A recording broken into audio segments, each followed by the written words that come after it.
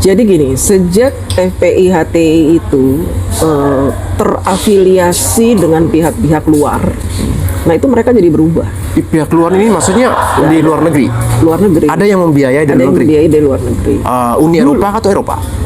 Ya dari Inggris, dari Amerika tuh saya udah dengar gitu. Nah mereka berubah setelah itu.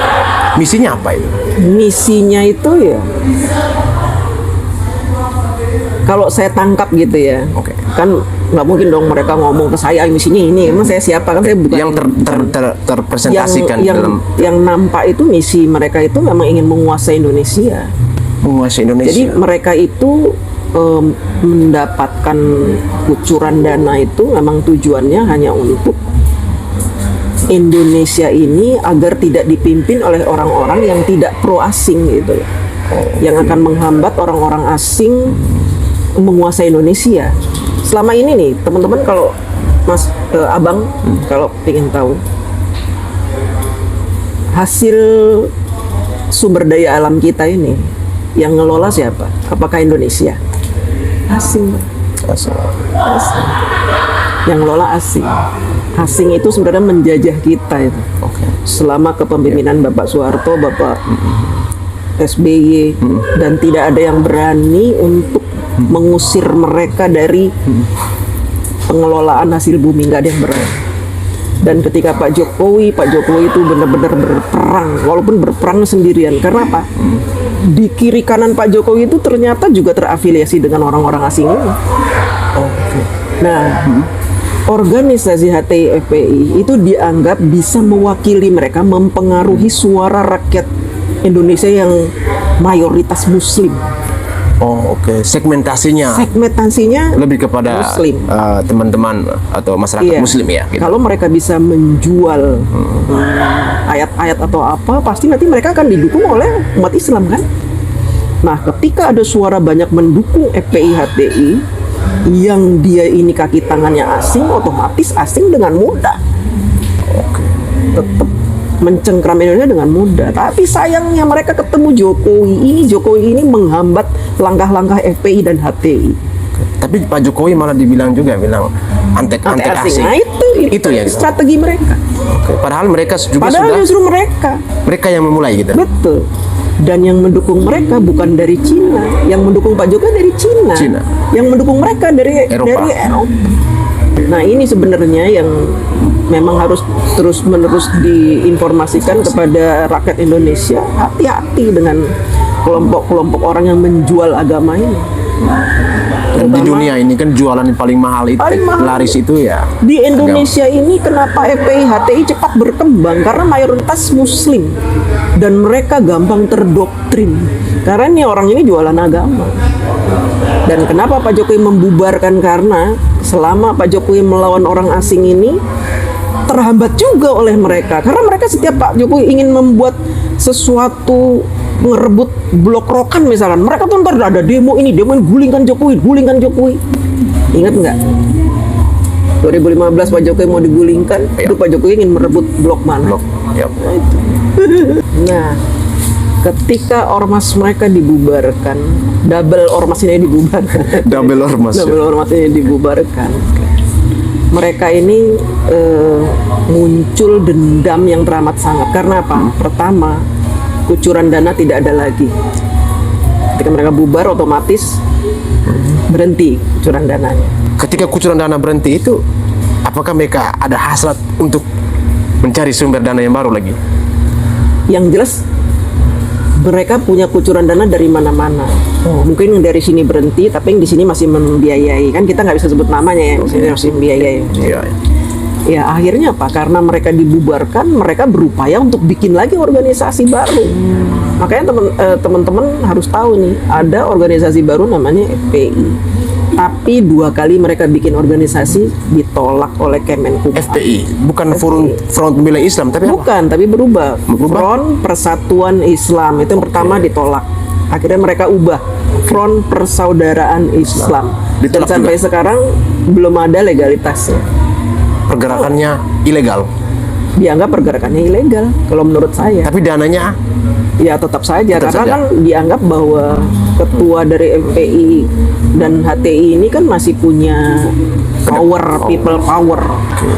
Nah, kenapa mereka sekarang tidak punya kekuatan lagi? Karena tahun 2019 kalau nggak salah ya, ada Kiai NU yang namanya Kiai Madudin itu menemukan sebuah riset bahwa ternyata yang namanya Habib-Habib itu bukan keturunan Rasulullah. Artinya apa? Selama ini umat Islam ditipu mentah-mentah oleh mereka. Yang menggalang kekuatan Islam ternyata si penggalang ini bukan turunan Rasulullah. Lalu selama ini kita menganggap beliau ini mau mendukung beliau ini karena apa? Karena kita anggap ini cucunya Nabi junjungan kita. Nah, ketika Imaduddin membuat temuan, akhirnya mereka melemah. Jadi walaupun mereka sudah bikin organisasi baru dengan nama yang sama, kekuatannya tidak seperti dulu sebelum dibubarkan. Salah satu kegiatan sekarang yang paling muncul di permukaan itu apa? Ijazah palsu. Ijazah palsu. Itu salah satu proyek besar yang harus mereka tuntaskan. Karena apa? Harapannya kalau proyek ijazah palsu ini sukses, mereka menjadikan Pak Jokowi pesakitan di pengadilan, maka otomatis Pak Jokowi itu yang sudah membuat undang-undang hilirisasi, membuat banyak undang-undang untuk pembubaran FPI, pembubaran HTI itu dianggap gugur.